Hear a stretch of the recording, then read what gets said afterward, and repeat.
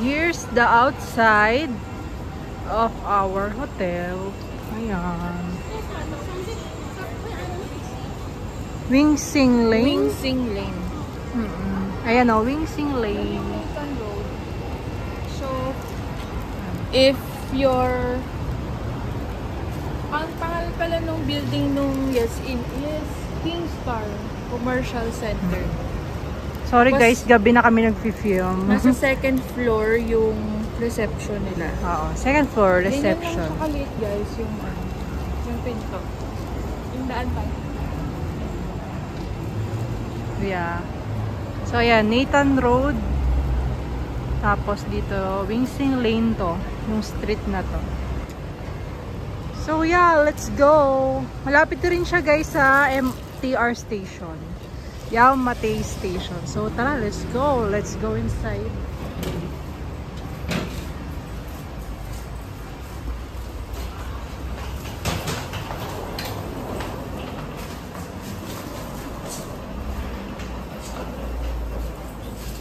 And then you need to use your key card. Nasa iyo, di ba? Key card. Tapat mo yung key card dito. Yan, para umanda. Ito yung reception niya guys. Sa second floor. May logo naman. Ang gulo lang here. Tapos may ref sila. May iwanan ng luggage. Libre lang. Lahat ng tap your key card. Just like that. And then, be ready. 2001. Are you ready? Ang bigat. Ang bigat ng door. Mabigat yung mga doors dito. Kailangan mo ng lakas. So, ayun guys, ito na yung room tour natin. Hindi na kami nag-ayos guys. Ganun na talaga. Wala na kami time kasi alis na kami bukas. So, yun. So, ito yung door. Ayan. So, pagkapasok mo ng door, dito sa left side, andito yung bed. Tapos may table dyan. And then, dito nyo ilalagay yung keycard nyo. Ito yung sa mga ilaw. Ito yung sa exhaust fan sa CR. Tapos, meron rin siyang free wifi. Ayan din yung password. And then, nakalagay dito, reminder, check out before 11 AM. So, yan. Dito tayo sa Yes in Yao Mate. So, yan. From here, dito yung table. And then, pagdating namin, ayan, may kasamang kettle. Ayan, pwede kayo mag-init ng tubig, pang coffee, or hot choco, or kahit ano. Tapos, meron din ditong outlet. Ayan, malaking tulong to, no? Hindi mo na kailangan ng adapter. Diba? Tapos, ayan. May sabitan din dyan. Ayan. Tapos, ito yung simple bed. Ayan, naka-wide angle to guys, ha, para kita nyo naman lahat. Tapos may window tayo dito, may TV. Yan, may saksakan din tayo dito. Yan. And then pakita ko sa inyo yung window natin. Yeah. Yan, pagbukas mo dito, ayan, makita mo yung labas. May view ka naman, no? Ayan. Medyo madilim na. Ayan, wala na tayong makita. Pero pag umaga guys, okay naman yung view, no? Mga buildings, ganyan. So, ayan. Ayan, tapos sa likod ng pinto, meron dyan. Anong tawag ba dyan? Aparador. Ayan, pwede kayong maglagay ng mga gamit dyan. Maliit lang siya guys. May hangeran. Ayan. Lock ng pinto, ganyan. Tapos dito naman tayo sa CR. May ano rin pala, may kasamang, may upuan na rin. Dito tayo sa CR, ayan, buksan natin. Ayan, magulo yung CR namin, ha. Ayan, so dito, ayan, simple lang, ha. May payong, umulan sa CR. Hindi, pinapatuyo namin yan, guys. Tapos, may baso rin pala, no. May kasamang baso. Andun yan, eh. Pinagkapehan kasi namin. So, ayan, may mainit na tubig naman sa gripo nila. Tsaka pag mag-shower, may hot shower. Yan lang, simple lang. Ayun yung exhaust. Tapos, may ano pala dito, may hair dryer. Ayan, nandyan siya. Ginagamit kasi ni Roda, kaya andito. Ayun yung heater. Tapos, may mirror. Tapos, So, kailan ba nagbibigay ng bagong towel? Every other day? Oo. Oo, pinapalitan naman nila yung towel. Actually guys, nagugulat kami kasi kinukuha nila yung basura sa CR. Tapos naaamoy namin ang bango. Yung pala, bagong linis. Pero feeling namin yung CR lang yung nalilinis eh. Kasi dito sa labas is medyo may mga buhok pa. Hindi siya nalilinis. Yung CR lang yung nalilinis nila. Oo, may mga gamit. Pero, ewan ko. May libreng ano rin dito, guys. May pa-shampoo, tsaka shower gel. Ayan. Walang conditioner. Kaya bumili lang kami. Ayan. Yun lang. Yun lang naman. So, ayun guys. Ang name pala ng hotel na pinagstayan namin sa Hong Kong is Yes In Hotel sa Yau Ma Tei. ayan, sa Yau Ma Tei. Binook namin siya via Agoda. Tapos, kailan ko ba ito binook? April something. Basta April siya guys. Mga ilang ano na lang. Mga 2 weeks na lang ata. Before yung mismong check-in date. Check-in date namin is from May 17 hanggang May 22. So, 5 nights siya. So, medyo mahirap makahanap sa Hong Kong guys na below 2K per night. So, ayun, katsagain mo talagang maghanap sa ano, sa mga OTAs or mga online travel agents na booking system. So, I chose Agoda kasi madami akong discounts at the time. Tapos may cashback. Tapos yung cashback 60 days from checkout. So, ngayon actually yung 60 days. So, pwede ko na siyang i-request. Pero, based dun sa ano ni Agoda, mag-wait pa ng email nila. Kasi, lalagay mo dun yung details kung saan mo iaan yung cashback. So, ginamit kong payment method is yung PayMaya ko na Visa debit. Pwede din kayo maghanap guys kung ang dami kasi na namin na check na hotels bago kami talagang mag-check-in or mag-finalize. So, ginagawa ko, maghahanap ako ng mga okay, yung pasok sa budget. Pero, pinipili ko yung yung pwede kang mag-pay later. Pwede mo siyang bayaran ng certain date bago yung check-in date mo. Para kung magbago yung isip mo, at least, 'di ba? Or may makita kang mas mura or mas maganda. So, yun. Basta marami na akong mga na-check na book.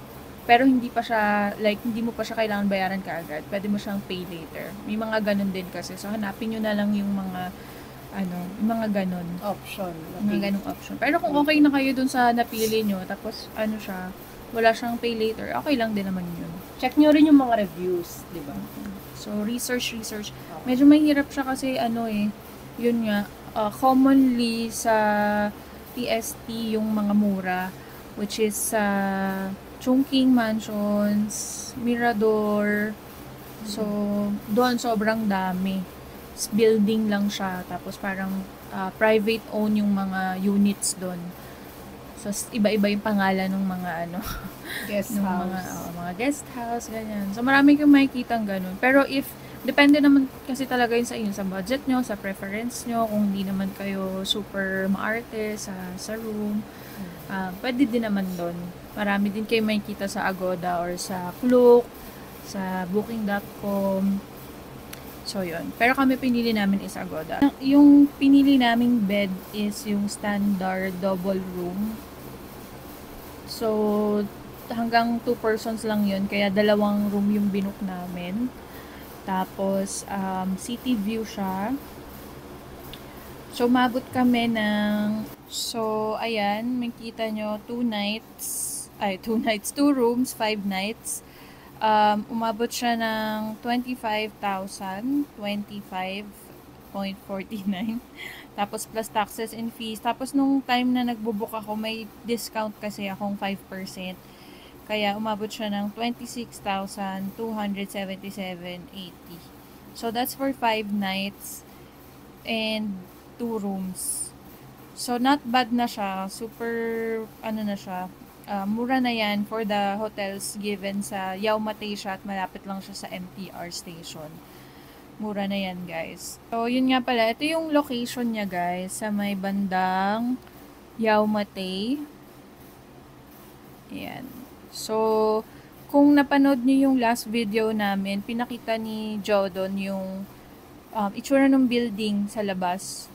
Nung bumili yata kami nung tama ba? Bumili ako ng inumin.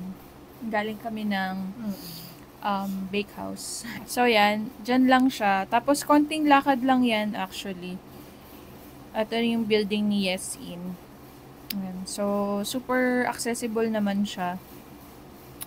Tapos, yun. Marami ring mga kainan dyan. Tapos, may mga street foods din.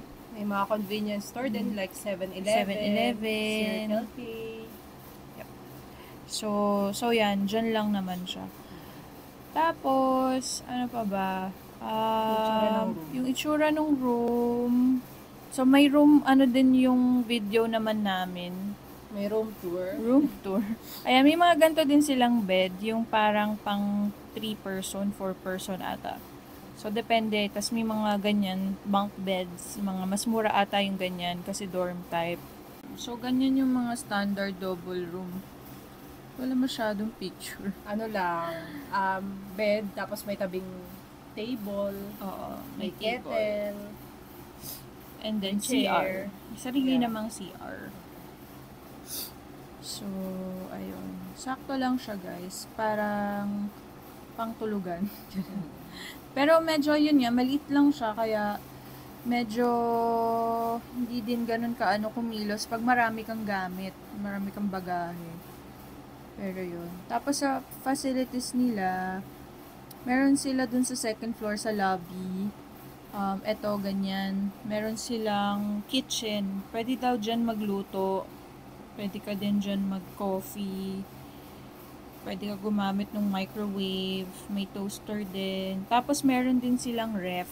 Pwede ka maglagay ng pagkain mo doon. Lalagyan mo lang siya ng label. Anong room mo. Tsaka kung kailan ka mag-check out. Siguro para itatapon nila kung nakalimutan mo. Kaya nun sa atin, hindi natin natapon. Oo. Tapos parang may sila, bawal kumain sa room kaya dito ka kakain sa baba, sa lobby. Ganyan. Tapos, ang maganda din kay Yes In, meron silang parang room kung saan ka pwedeng mag-iwan ng gamit, ng luggage. So, pwede ka mag-iwan ng luggage doon sa room na yon. Libre lang, wala silang charge pag mag-iiwan ka ng luggage. So, pwede na din. Tapos, may vending machine din sila doon sa ng mga drinks, ganyan. Sa may lobby din. Yun lang. So, yun yung aming accommodation sa Hong Kong, Yau Ma Tei. Kung plano kayo guys mag Hong Kong or yun nga, you're looking and searching for accommodation, budget accommodation, isasama namin yung link dito sa video, Sa description. ng video para if you want to check yung rates ni Yes In. So, eto, lang to, this is just the rate nung nagstay kami doon nung May. So, it could be different sa ibang araw or sa ibang date. Depende kung kailan kayo pupunta. It could have less or more kung peak season. So, pero yun, we recommend it naman. So far, okay naman yung naging experience namin. Pro, definitely, is yung location niya kasi hindi ganun ka-crowded sa Yau Ma Tei. Unlike sa TST, marami ding tao doon. Tapos, yung cleanliness, okay naman siya. Nililinis siya araw-araw. Pag lumalabas kami, pagbalik namin, may bagong towels. Kahit hindi naman kami nag-request. So yun. Tapos, maka-safe naman doon sa area. And then, siguro for me, ang con lang dito was, madali mong marinig yung yung mga Tao. tao sa labas or sa kabilang room. Ewan ko kung... Sa amin, yung sa room namin, hindi naman masyado. So, okay lang sa amin. Pero dun kila tita, sa mama ni Jo, tsaka sa kapatid niya, naririnig daw yung kabilang ano eh. Or siguro kasi masyadong maingay yung katabi nila. May katapat kasi sila. May Pinto katapat sila. ata. Kasi yung pinto doon, mabigat. So, ang ingay pag bumabagsak. Eh, yung pinto nila, may katapat rin na pinto. So, yun, maingay yung naririnig rin talaga. Yung sa amin kasi wala siyang katapat na pinto. Kasi parang hallway din siya. Kaya siguro hindi namin. So, depende siguro kung saan banda yung room nyo. Pero okay naman siya. Ayun, mabigat nga yung yung mga pinto nila. Pero overall, for us, okay naman siya. Kasi hindi naman kami ganun kamaselan sa So long as malinis lang siya and then safe yung yung lugar or yung hotel mismo. So yun lang guys. Thank you for watching. Don't forget to like and subscribe to our channel.